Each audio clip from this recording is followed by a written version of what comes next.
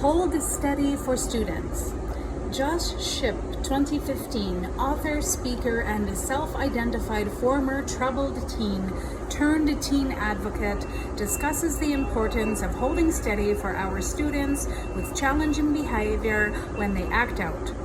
He uses a great roller coaster analogy, explaining that when we get on a roller coaster, the first thing we do is test the safety lap or shoulder bar by shaking it hard before the roller coaster begins.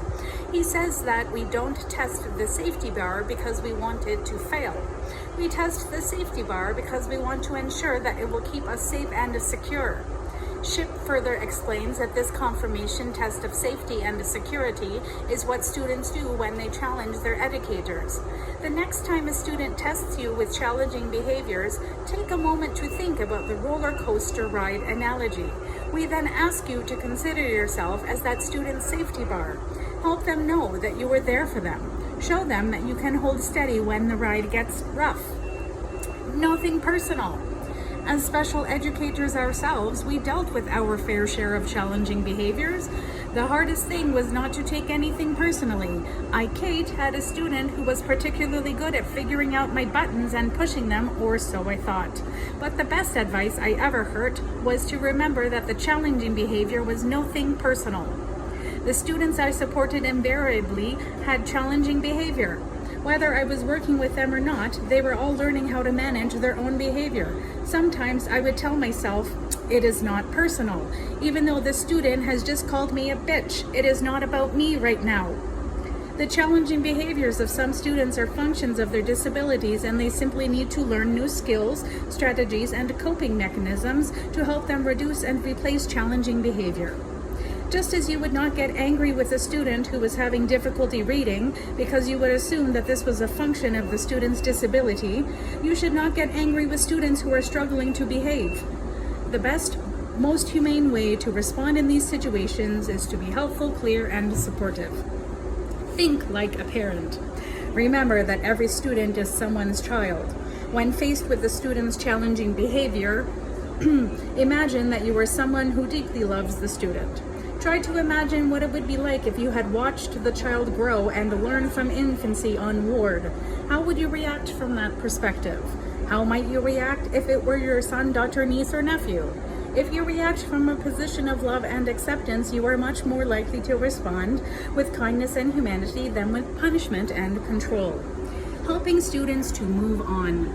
If a student has just had a significant behavioral outburst, they may be embarrassed, tired, or still holding on to negative feelings. It is important to help students move past these experiences. After an outburst, you should let the student know that the crisis is over, validate their feelings, and help the student to move on.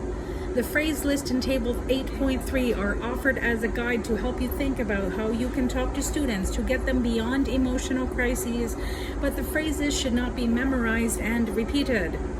The most important thing is for you to have a calm, caring tone in your voice as you communicate with the student. Help the student repair any damage. When an adult makes a mistake or loses their temper, the adult first needs to repair the damage. Once, while giving a presentation, Kate, made the mistake of using someone in the audience as an example. I did not think it would embarrass that person, but I subsequently learned that it had. I felt awful. I had to repair the damage. I did so by writing a note of apology. Writing an apology note might not be the best way for a student to repair the damage after a behavioral outburst, but my point is that you should help the student identify what might help fix the situation and involve them in repairing it. The solution should match the problem. For example, if a student knocks books off a shelf during a tantrum, the best solution is to have the student pick up the books.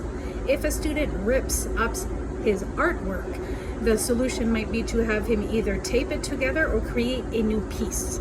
If a student yells at a peer, a solution might be to have her write an apology note, draw an apology picture, or simply say, "I'm sorry." You do not want to make the repair bigger than the problem. The main goal should be to get students back to work in a timely manner. Utilize students as problem solvers. When a student becomes out of control, educators often try to implement a behavior management program that helps students comply with classroom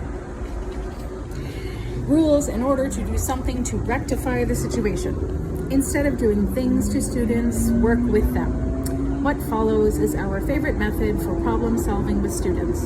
It is important to note that you would not be expected to lead this, but you might be expected to be an important member of the students' team when solving problems. Problem solve and plan for success. Educational scholar and author Alfie Kohn argued that our response to things we find disturbing might be described as reflecting a philosophy of either doing things to students or working with them. By working with students, we can transform students into expert problem solvers. This process is not simple. To begin, if we are to problem solve challenging behavior with a student, we must place compassion and care for the student at the very center of the process.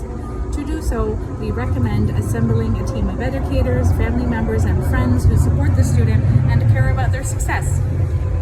Once the team is assembled, the team should ask the student about their strength, challenge, and what might be needed in order to be successful in certain situations.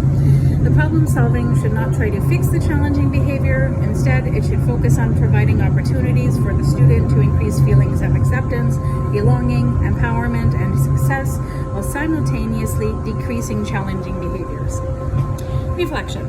How might you support the student to become a problem solver and to plan for their success? Which team members will you need to enroll? Maintaining consistency. When following a behavior plan for an individual student, it is important to be sure all members working directly with the student are following the plan in the same ways. As a paraprofessional, you will often be a consistent individual with the student, and this may mean you will be implementing parts or all of the behavior plan. It is critical that you have time to meet with a special educator, behavior specialist, or lead team member on the behavior plan so you know exactly how to implement the plan and from whom or where to seek support when needed. Several steps that you can use and or suggest to the team to help support your consistent implementation of the behavior plan are as follows. Create a checklist using all of the plan components for your student. You can volunteer to do this. Ensure that there is a copy of the behavior plan for each adult who is supporting the student. After taking data for a designated period of time, identify parts of the plan where you or others may not be following consistently.